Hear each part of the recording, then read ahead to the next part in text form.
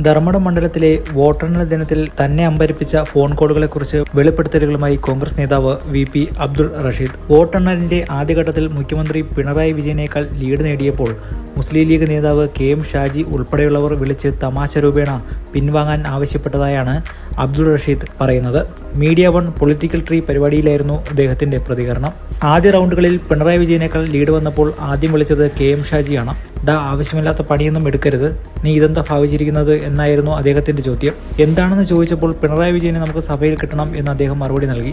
പിന്നാലെ VD Satheesan, Ramesh Chennithala, KC Venugopal തുടങ്ങിയ പ്രമുഖ നേതാക്കളും തന്നെ വിളിച്ചിരുന്നതായും അദ്ദേഹം പറഞ്ഞു. ഇടതുപക്ഷത്തിന്റെ ഉറച്ച കോട്ടയായ ധർമ്മടത്ത് അപ്രതീക്ഷിത മുന്നേറ്റമുണ്ടാക്കാൻ സാധിച്ചതിൽ അഭിമാനമുണ്ടെന്ന് അബ്ദുൾ റഷീദ് പറയുന്നു. വോട്ടെണ്ണൽ തുടങ്ങിയപ്പോൾ ആദ്യം ഗൗനിക്കാതിരുന്ന ഉദ്യോഗസ്ഥരും പോലീസുകാരും ലീഡ് നില കണ്ടതോടെ സ്നേഹത്തോടെ പെരുമാറി തുടങ്ങി. 6ാം റൗണ്ട് കഴിഞ്ഞപ്പോൾ മണ്ഡലത്തിന്റെ രാഷ്ട്രീയ സാഹചര്യം വെച്ച് വിജയിക്കില്ലെന്ന് ബോധ്യമുണ്ടായിരുന്നുവെങ്കിലും ഇടതുകോട്ടയുടെ അടിത്തറ ഇളക്കാൻ സാധിച്ചുവെന്ന് അദ്ദേഹം അവകാശപ്പെട്ടു.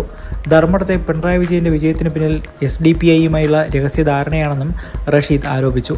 ധർമ്മടത്തെ SDPIയുടെ സ്വാധീനമാണ് സംസ്ഥാനമൊട്ടാകെ CPMനെ അവരുമായി അടുപ്പിച്ചത്. മുഴുപ്പിലങ്ങാട് പഞ്ചായത്തിൽ SDPIയാണ് പ്രതിപക്ഷമെന്നും പിണറായിയുടെ വിജയത്തിന്റെ മുഴുവൻ ക്രെഡിറ്റും അവർക്ക് അവകാശപ്പെട്ടതാണെന്നും റഷീദ് കൂട്ടിച്ചേർത്തു.